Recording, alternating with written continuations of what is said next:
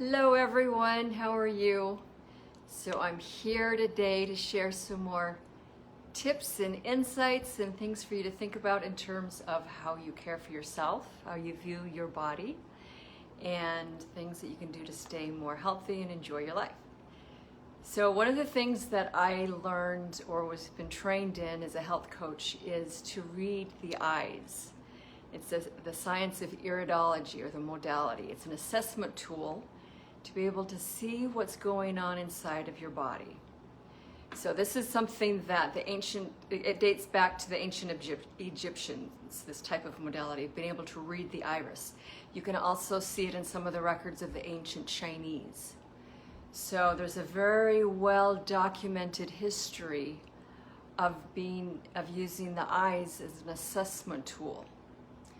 And so when I learned about this earlier this year, then one of the things that tends to be common in folks with brown eyes is that on the outside of the iris, then you can see oftentimes a darker ring of, there's not really so much a different color, it's just a darker hue of the brown. And sometimes you can see a little bit of a bluish grayish haze. But what that indicates is that it reflects the state and the condition of the heart and the circulation. So that's kind of something I wanted to delve into today. So how is the state of your heart? What is your heart telling you? Because as I said, it reflects in the eyes. And for however the constitution is of brown-eyed people, they tend to have more congestion or issues in the heart and the circulation. And so therefore, then they would need to take measures through their diet, through their exercise, their living, to really make sure that their circulation is open and flowing, so that the blood vessels are strong, so that the heart muscle is strong as well. Hello, thanks for tuning in.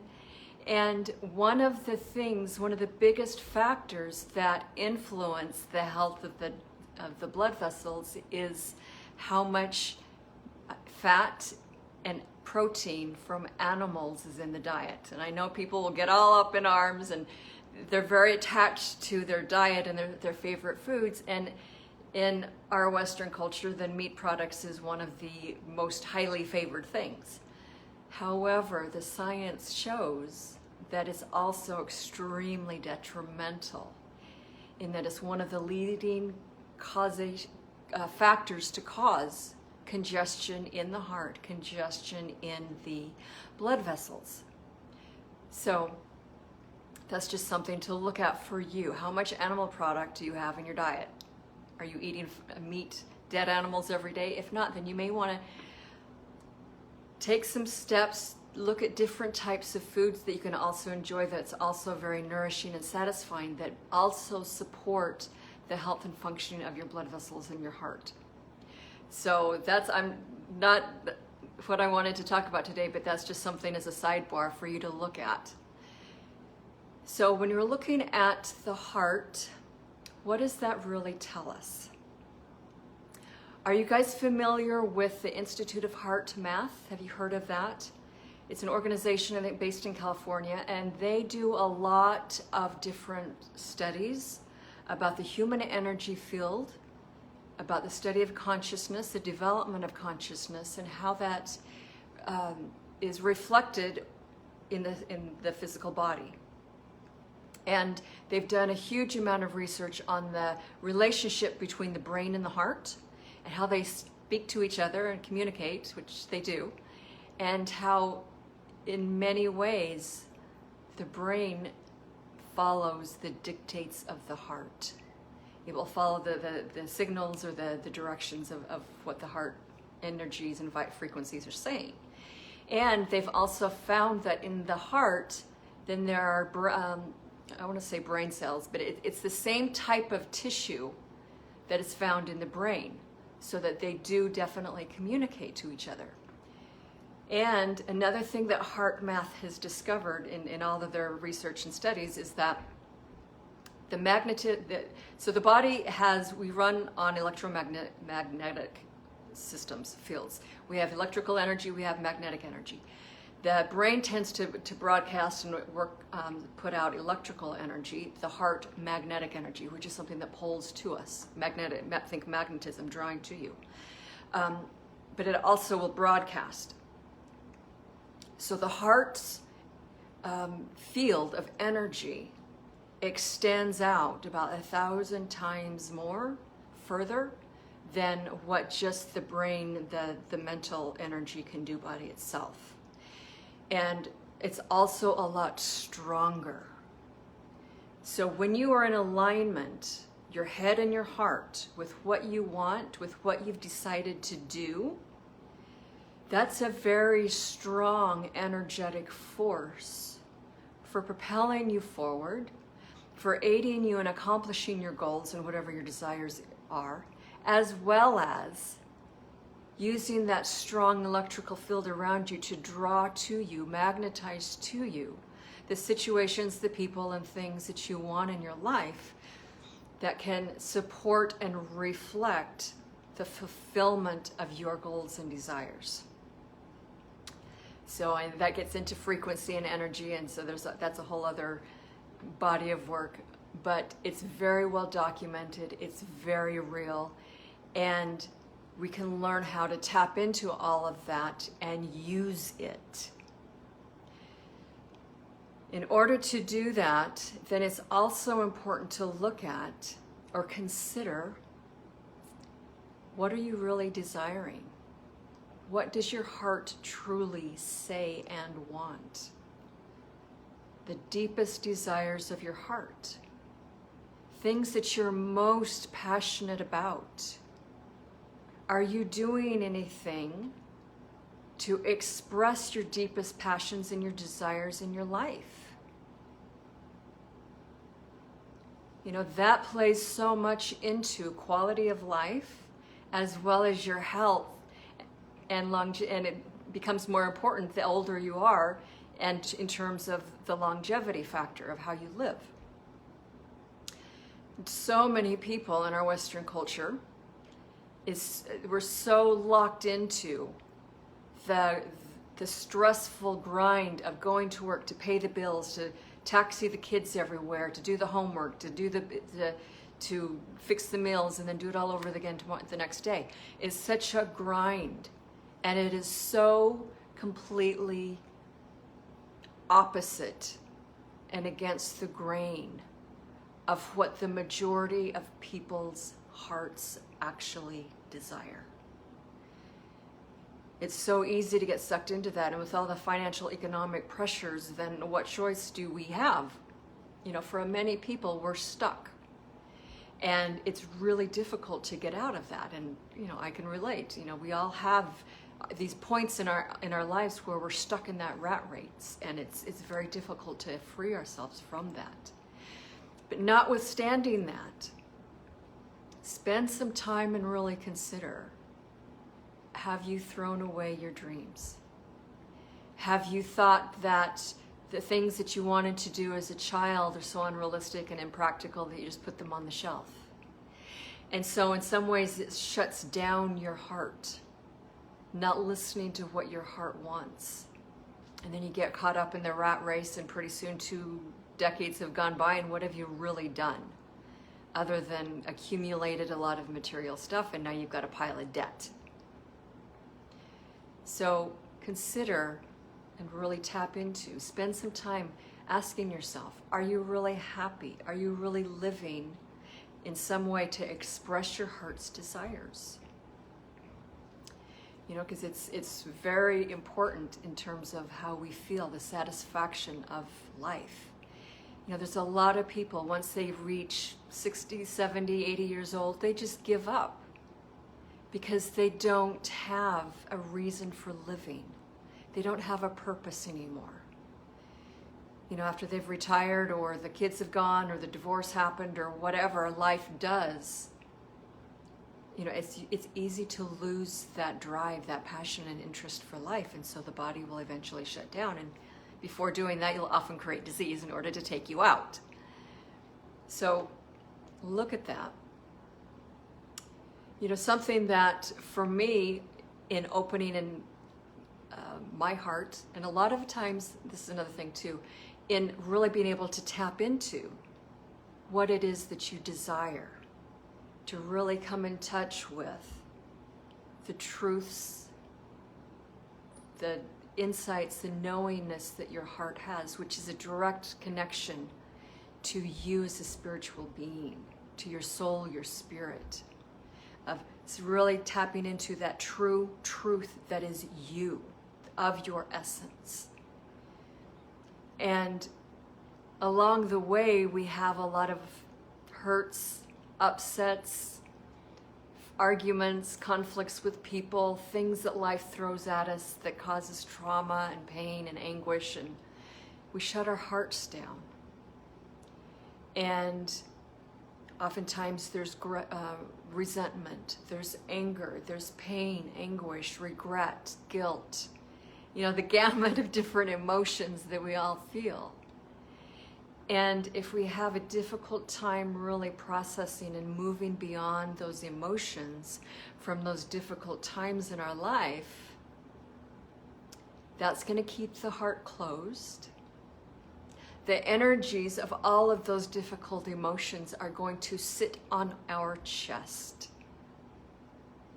They're going to be recorded and stored within the tissues, the cells of our chest, of our heart space. And when that sits, that condition is there for a long time, over a course of many years, when we've not been able to heal our hearts, the physical organ and all of its associated blood vessels are going to reflect that. They're going to tighten up. The muscle tissue may get a little harder, more dry or coarse kind of, and so it's not so supple and resilient. It's harder to move. The arteries of the heart can get more, or the blood circulation can get more brittle and dry, and so it's more difficult for them to move and pump and move the blood through the body. And that's one of the conditions that can set you up for health issues of the heart, of the blood, of the circulatory system, is that energetic connection of the emotional stuff that you've not been able to heal. There's always the two sides, there's always the two components to disease. There's the physical malfunction of the cells, and then you also must look at underlying that at the energetic, at the emotional component, because that actually does come first. We are energetic, electrical, magnetic beings before we are physical beings. So if there's a distortion in the configuration of your energy system, if the frequencies of your energies are out of harmony, are chaotic, the physical tissue of your body, it doesn't matter where in your body, the physical tissue will reflect and respond according to that underlying energetic chaos. More often than not, that energetic chaos and that distortion of the frequencies are emotions you've not been able to heal and resolve. Are thoughts about yourself and your life that are not serving you. Thoughts that are very tied to these emotions that you've not been able to heal and move beyond. So in speaking of the heart, one of the greatest things you can do in healing anything in your life, including anything in your body, is to heal the issues of your heart. To really look at, where are you closing down? Where are you not really showing up and expressing who you really are to people? Where do you hold back and hide and feel like ashamed or uncomfortable or afraid, or all of the different things that go through our mind, of the fear of what other people are going to think, the fear of not being able to show up fully and really speaking who you are and what's important and truthful to you. That creates energetic congestion. That's a suppression of your energy, and that too ultimately will contribute to physical disease. As I've said in lots of my videos, and I've shared with you all, that part of my story and my history is that I spent many, many years working with a woman who was one of the most influential and important women of my life, and she was a healer teacher. She was extraordinarily gifted in energy healing and psychic sight, of being able to see the body. She was like a medical intuitive. She could be able to see the body of what's going on energetically. And she taught me a lot of how to do energy work, how to tap into my own energy system, and really helped facilitate me in my own healing, my own emotional stuff, my own funny, limited beliefs about what I could or couldn't do. And as I went through my process of my growth and healing process, there were times that I could feel the energy shifting and moving through my heart. And it was not real close together, but there would be like a period of 2 or 3 weeks when things were shifting and opening, and then maybe a year or so later, then I felt the same experience again. And what happened was that I would be doing like a meditation, doing some energy shifting and opening and my own personal inner work that I do. And then my body responded responded to that work. In that, I could feel my heart chakra, my heart energy or heart center open a lot wider. So there was a lot more energy flowing through that center of my heart, of my energy field, opening my heart in a way that it hadn't been before. It's like stretching and prying it open, moving through this. It's a much greater voltage of energy through this energy center. And I could feel the muscles of my chest kind of constrict and tighten, because it wasn't, they weren't real accustomed to being soft and loosened and more open and flexible, to breathe and expand, to allow that much energy going through that center of that energy center. And so it took a little while for my body, the physical tissues of my body, to shift and adjust, to soften and open and be more flexible, so that I could open my heart, so that that much energy could be moving through my heart center without feeling the physical discomfort that my muscles were going through. I hope that makes sense. Kind of hard to describe sometimes. You're talking about energy plus your physical responses to things.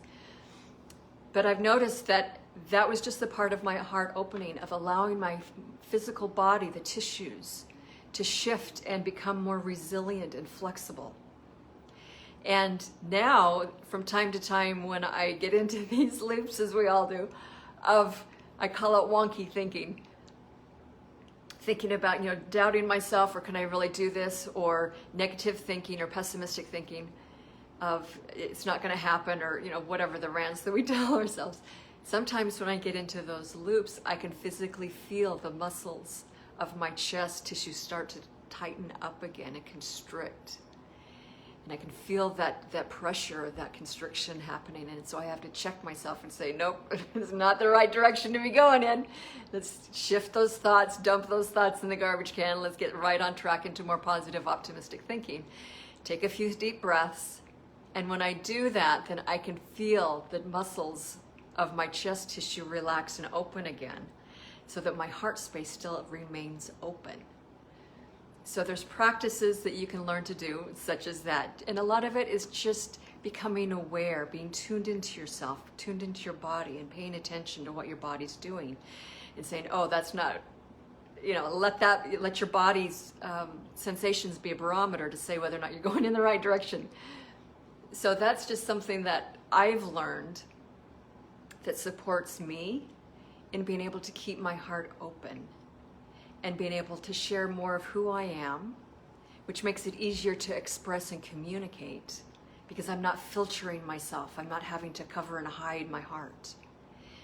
And so that's, something for you to consider as well.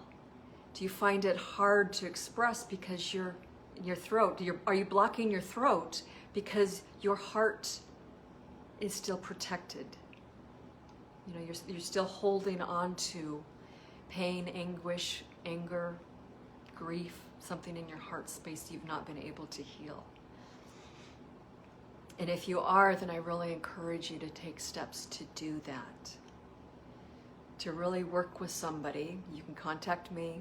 There's a lot of other healers too who will facilitate and help you through the emotional work of freeing yourself, freeing your body of those more painful, difficult emotions that get imprinted in your tissues that ultimately lead to disease. So if you're carrying around pains on your heart, let it go. It's okay to let it go and to forgive yourself, forgive the other people, forgive the situation, to really just free yourself of that weight so that your body doesn't take the hit and create disease in that area. And when you do get through that and uncover, peel away all those little layers off of your heart and it opens again, then it's much easier to tap into what you really desire, what you really want. What is your life about? What are you here to give to people and just share with people? You know, if anything, this crazy, crazy ass year has opened the door and provided an opportunity for so many of us to really ask ourselves these questions and say, what is it that I really want? How do I want my life to look? How do I want to live? You know, part of that conversation is looking at the larger community of the city, the state, the country, the world that we're in, which, you know, we can see has gone mad. But in that deconstruction and collapse of all of those structures that have held us locked in to the 9-to-5 financial grind, to a job, to a corporation where there's no time to even stop and think and breathe, let alone question about who we are. You know, on the one hand, you can say, thank God that stuff's starting to crumble because it's not sustainable at all. So what do I want out of my life? How do I want to live? What is my heart's desires, my deepest truth? And then from there, when you get tapping into that, then you can have some data or things to start working with, start playing around with in conversations, in your thought processes, in your journaling. How would I want to express that? What could I do? What gifts do I have? Skills that I have learned that I could bundle in such a way that I could offer them to people that I love, to offer them to my community. And it doesn't mean you have to make a career out of it. Maybe for some, doesn't mean for everyone. Just what do you love? What do you enjoy doing and sharing with people? Just for the pure joy of doing it. And if you have a hard time tapping into what that is for you, I'll give you another clue. The things that we cover our heart over with, the pain, the experiences that caused us grief and anger and upset, the traumas, you know, things that cause us to close our heart down and protect ourselves. Within those experiences, within those emotions, are the very seeds that lead you to discovering what your greatest gifts are, what your truest truths are that you are here to share with other people. And oftentimes, the process that life is that allows us to cultivate and develop those skills and those gifts are from going through those difficult times. It's like honing us in the same way that, you know, the pressure of the earth creates and molds a diamond, the fires of evolution that make a diamond. So rather than being in this state where you want to just shut down and get all angry and cranky and snarly and edgy and crusty, I call it, rather than closing your heart down and withdrawing and being all angry and combative, what if you could reframe those experiences and look for the gem that's there? Because I can promise you, and I speak from my own experience when I've done a lot of my inner healing work too, when I looked at the different traumatic experiences of my life and the gamut of emotions and the pain and the anger and the self-defeatism and all of the thoughts that went with it, when I looked at those difficult times through the lens of, there's got to be something in here for me. There's got to be a blessing, a gift. There's got to be a reason for all of this. You know, why would life just put me through this hell for no reason? There's always a reason. There's always a gift.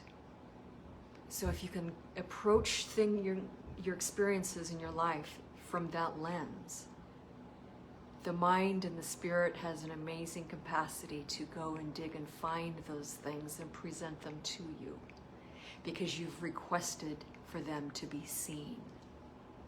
The mind is a very obedient servant when you allow it to be.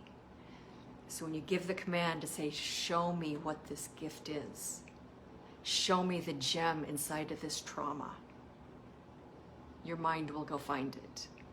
And it may present itself to you in the most unexpected ways, unexpected times. You'll just have this little light that goes on. It's like, oh, wow, that's cool. That's what I got. And then you're on your way. So my encouragement to you is look for those gems today, this week.